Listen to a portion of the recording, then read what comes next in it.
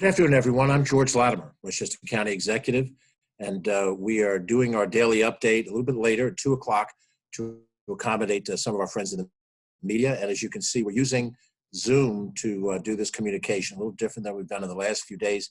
It allows our friends in the press to be remote and to be safe from any exposure to the contagion, but also at the same time to be able to ask us questions. Catherine Chaffee, our Director of Communications, is at a remote location now, and she will be screening questions, which we'll answer as soon as we finish giving you an update on a couple of key points.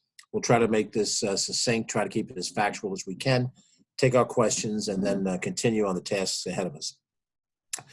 Very briefly, the governor's press conference earlier today highlighted the statewide numbers and Westchester's portion of those statewide numbers. I'm going to share those as a repetition part. I'm going to come back to numbers a little bit later after I touch on a couple of other points. According to the governor today, there are 92,381 positive cases of COVID-19 in the state of New York. There are 11,567 positive cases in Westchester County. New York City has the greatest number with 51,809, so they represent more than half of the New York State total. Westchester's number of 11,567 is behind New York City, and we're about 1,000 positives ahead of Nassau County, which is at 10,587. Suffolk County next in line at 8,746. Those numbers are important primarily as an indication of how widespread the contagion is. And certainly in New York City, the suburbs around New York City, we have made a big commitment to testing. And the more people that are tested, the more we will find out just about how many people have this contagion. Tested statewide, 238,000 New Yorkers have been tested, almost 239,000. 39,000 tested here in Westchester County, almost 40,000, and that is significantly larger than Nassau and Suffolk County in their numbers at 24,000 and 21,000 respectively. This is not, as I've often said, this is not the NBA standings, how close are we to making the playoffs. This is to give you a relative proportion when you hear absolute numbers and you try to make some judgment of what does this mean? How does this affect us in our lives to know that we've had these many people tested and those many people that have been found positive? Our ratios are good at this stage of the game. We have not yet met the peak or the apex, the surge. There's been a lot of different words that have been used to describe this of the contagion. We're told that can be anywhere from a week to 2 weeks to 4 weeks away from us. But whenever that does happen, the percentages will change. They will probably change in a negative light. But for the moment, we're in a competitive situation where our hospital system can handle the demand that's coming from Westchester. I'm going to come back to the numbers in a second. I want to touch on a couple of points. First of all, we've talked over a number of period of times that Westchester County parks are open.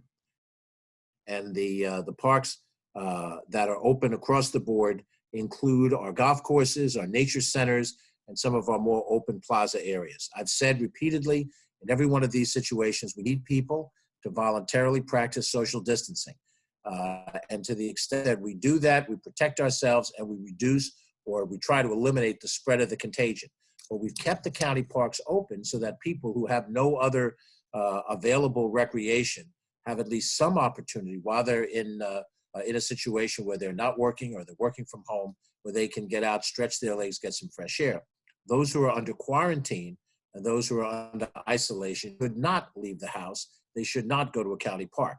Those who are illness-free, infection-free, have the opportunity to do that. However, we have closed certain elements of the parks that represent active recreation, where we think the combination of people will represent a spread of the contagion. In the things I've had people sort of articulate that they think that golf should be closed as well.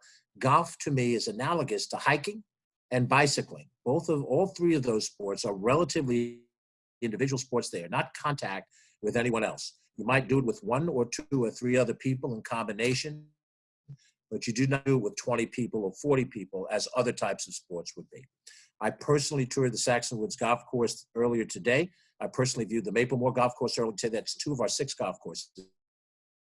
And in each case, social distancing was in effect and the volume of people was fairly reduced. What happens at 1 hour of the day may not be what happens at the second hour of the day.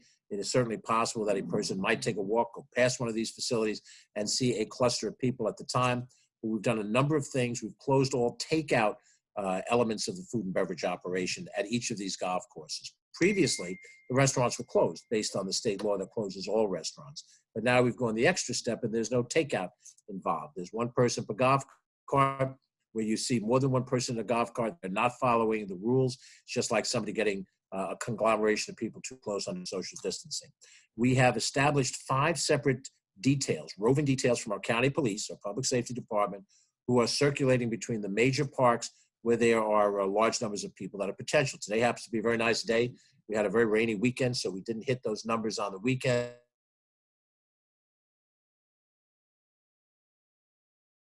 At Playland and Wood Pound Ridge Reservation, teams will be present, county police officers, to enforce social distancing. So our comments have been very straightforward.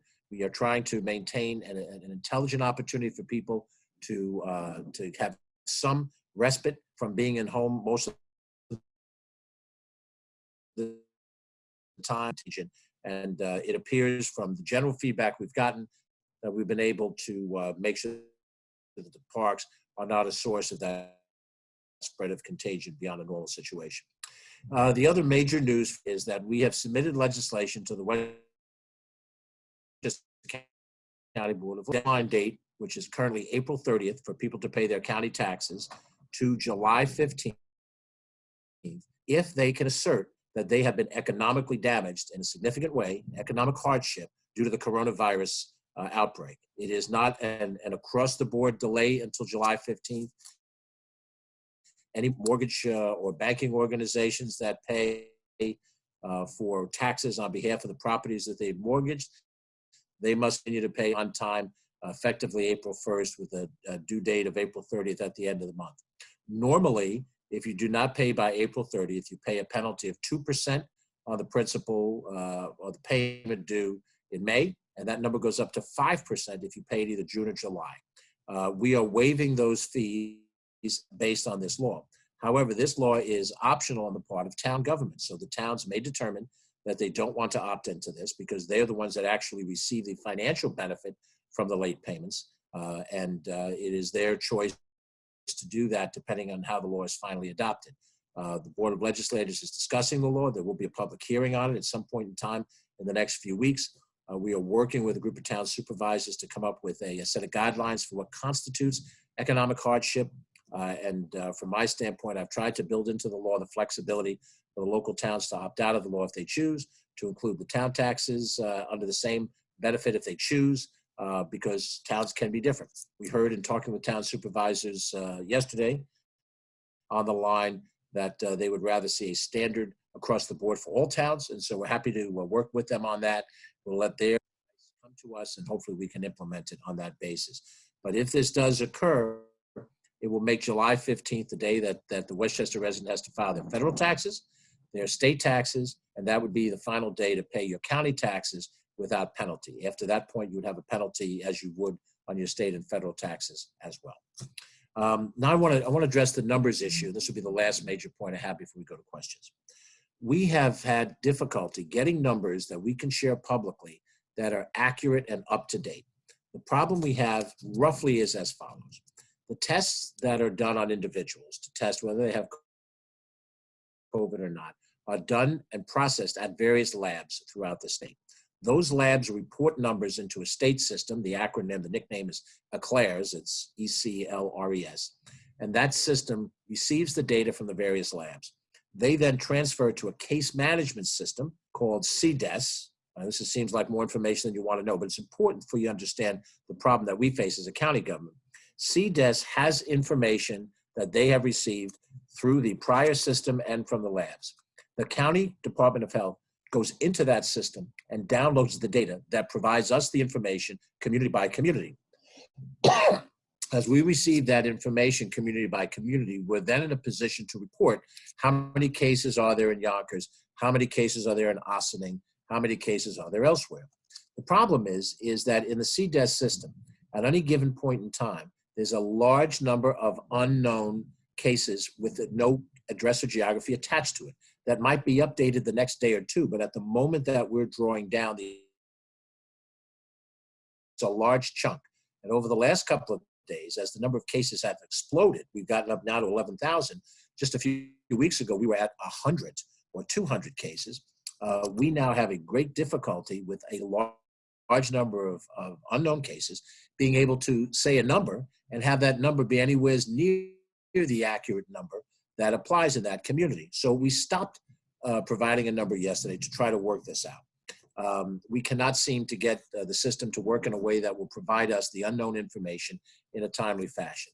So as I go through the numbers today, we will report the top 10 communities, and for the members of the press, we'll report all of the numbers. There is no effort to hide the transparency of it. But I will also tell you what the unknown number is, the number of cases that are positive, but we do not have enough data to be able to categorize them into one of the municipalities of Westchester County. The number is huge. It's 2/3 of the total number of positives right now. So as you might imagine, you'll hear a number and you'll say, well, that's a certain number in my community, but I know of more people that have it. Yes, because they have fallen into a category that hasn't yet had the information deciphered. It may take 2 or 3 days to do that. And because the cases aren't static, they're still growing, we continue to have a large number of unknowns. But we'll give you the information as we have it. For those of you in the press, you can reveal it as you have it. And we certainly will try our very best to communicate with the local governments in terms of the actual individuals need to know actual individual addresses, because you dispatch fire department, police department, and EMS people to go to those locations to respond to whatever concern may be. They need to know if the people in that home, any one of them, is COVID positive, because they'd have to have the right equipment before they dealt with the individuals. And these things are critical in order to maintain the safety of our first responders. So as we go through the various numbers, and Catherine Chaffee will present a list a little later today for anybody from the press. We're dealing with a base of 11,567 positive cases in Westchester County as reported by the governor through the labs. Right now, 7,200 of those cases are unknown. They are not identified as being within a municipality. 4,500 cases, these are round numbers, are identified as being tracked to a municipality. These are cases that date back now for a certain period of time. Most of the unknown cases are relatively recent vintage over the last few days as they have accumulated. In the universe of 4,500 cases, which is the smaller portion, about a third of the total, we have the following breakdown that ultimately adds up to the 4,500. The city of Yonkers has 939 cases. New Rochelle has 527 cases. Mount Vernon comes next with 428 cases. The town of Greenburgh has 417 cases, 206 of which come from the unincorporated part of Greenburgh, and 211 which come from the villages, the 6 villages that comprise Greenburgh, total of 417. White Plains is next at 266 cases. Those 5 municipalities are the 5 largest municipalities in the county, and they have the 5 highest number of cases in the county. Just to give you a parameter, at the other end of the spectrum, the 3 smallest population jurisdictions in the county, the village of Buchanan, the town of North Salem, and the town of Pound Ridge. Buchanan has 5 cases, Pound Ridge has 4 cases, and North Salem has 5 cases. That is on the basis of the 1/3 of the total for which we can identify from the state system, the geography. When the 2/3 of cases are able to be identified, those numbers will jump. And it's logical to think that the bigger the community, you'll have a higher share of those cases. And so Yonkers number 939 could easily be well over 1,000 cases, possibly approaching 2,000 cases. And the same would be true of the other ones up and down the line. After the top 5 communities, the next 5 in order, Ossining Village has 220 cases. Portchester has 190 cases. Cortland has 182 cases, 155 of which come from the unincorporated portion of the town, 27 of which come from the 2 villages, Croton-on-Hudson and Buchanan, that comprise the town of Cortland. Next comes Yorktown with 136 cases, and Peekskill with 109 cases. And all of these numbers have jumped up dramatically in the last few days and in the last weeks. And again, the numbers represent a total ultimately of 4,500 cases. We have 7,200 cases that are listed in the state system at this moment as unknown. And so we will report that to you so you have a parameter to understand how this fits together. There are 2 other important statistics to reference to you. These statistics come straight from the state, so they bypass this concern that I've described. There are 344 Westchester residents that are hospitalized right now for a COVID-related illness. That 344, when taken out of the base of the total number of positives of 11,500, represent 3% hospitalization. That is a relatively small number. We have heard indicators that 15 to 20% of the people that are affected by the disease wind up requiring hospitalization. Still means that 80% of it or more are not affected by the disease sufficient to go to the hospital. But if 15 to 20% wind up hospitalized, right now the percentage in Westchester is 344 percentage would be intact and go forward. And there's the sad statistic is 67 Westchester residents have died from COVID-related. That less than 0.5% of all the positive cases. There are still 67 human beings who were with us over the course of our time prior to the 1st of March and now have passed away with COVID-related illnesses. I want to mention what we've already talked about before. The county center is under reconstruction, reconfiguration for emergency hospital beds. If you pass by it now, you see some outside tents. That's part of the construct of what they're 100 extra hospital beds the state is managing to try to maximize the number of beds that we have. We certainly hope that we'll have enough to handle all of Westchester County patients, but we must realize there's no wall around the county of Westchester. If we have an available bed and there's a sick person from Rockland that can't be accommodated in Rockland, then we will accommodate them in Westchester if we can. And the same would be true of our Hudson Valley neighbors, as well as our neighbors to the south in New York City. I want to mention that Beeline now are on their second day of an enhanced Saturday schedule, which means there's much less runs than they would normally be on a weekday. More buses than they would be on a Saturday, less than what you would have on a normal weekday. If you are a regular Beeline bus rider, you should check into the schedule, look at it online at westchestergov.com. All of the other updates that I've given over the last few days don't need full repeating. We do have a new protocol for isolation release. We have new advisory for the various first responders on how to prepare when they respond in the world of COVID, and a host of other things. But we're happy offline to talk to any of our friends in the media to highlight one or more of these issues as you see fit. With that, I'm going to end our presentation. We're going to try to be factual and focus on the substance things. And there's a time that will be much more thoughtful and theoretical, maybe philosophical about this. But for right now, we'll stick to the facts, and hopefully that will help us in dealing with this every day. So I'm going to turn to Catherine Chaffee. Catherine, if you have some questions from the press, please direct them. I'll do my best to address them. Catherine? Okay, yes, right here. Okay, so the first question comes from Marcus Solis. He's asking if the addition of golf carts sends the wrong message when we're continuing to encourage people to stay home. Well, no, I think what we've done by keeping the parks open is send a message that there's an appropriate way for you to get recreation outside of your home. If you leave home, we don't want you milling about in a downtown environment. We don't want you clustering with people. There's no open restaurants. We don't want you clustering in an inappropriate way. The park system allows for you to get the exercise you need and to do it within social distancing. And as I think I said before, when a hiking trail is open and you and another person, perhaps your significant other, decide to take a hike and you're able to the inappropriate place is to cluster with other friends in some public setting where there's 40 or 30 or 20 people and they're in close quarters. I think we're sending a consistent message. I understand there are people out there who are upset that the parks are open at all.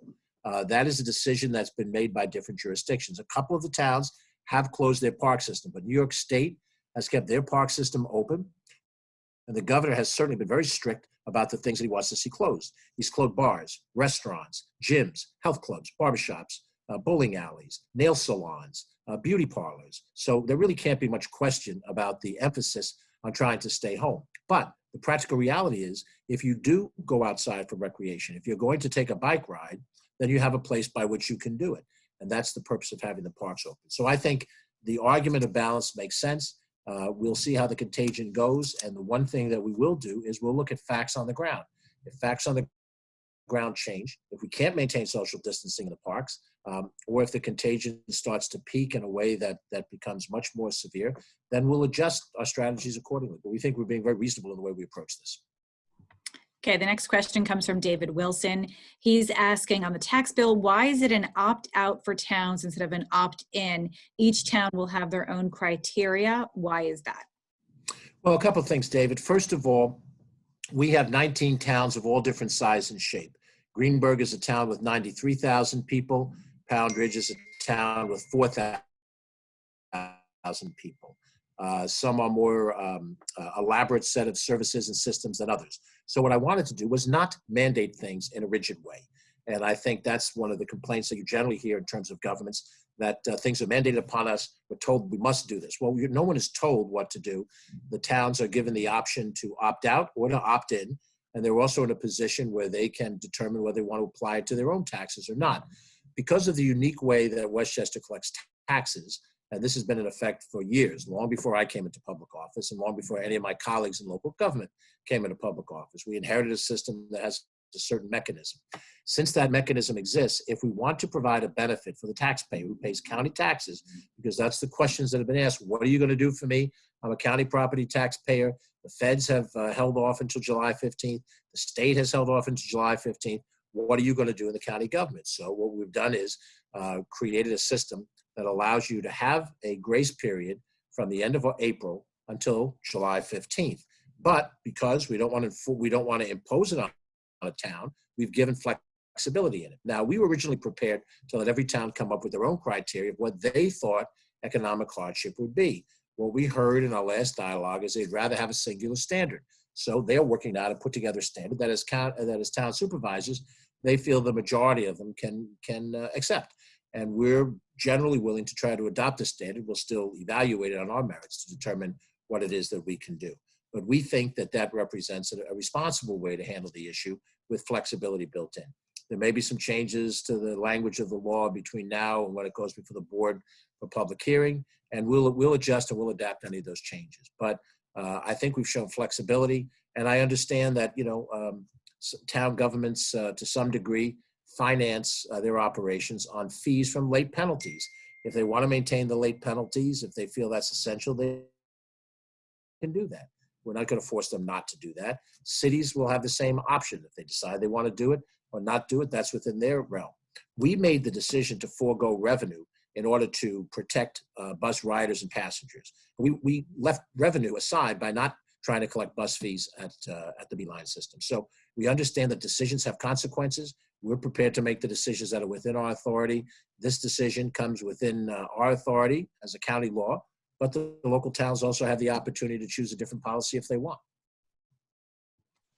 Okay, those are the two questions that we got for today. Very good. Well, we're certainly not going to commandeer your time. I have, some updates by tomorrow, I'm sure, on some of these different points. We welcome, for members of the press who are watching this, we welcome your independent dialogue. You can reach out to us and we'll talk off this format to try to answer any of those questions. We hope you'll be safe out there. We certainly will try to be safe. That's why we're now distancing Catherine as well as the people who have covered us to also be safe where they are. So have a good day. We'll talk again tomorrow.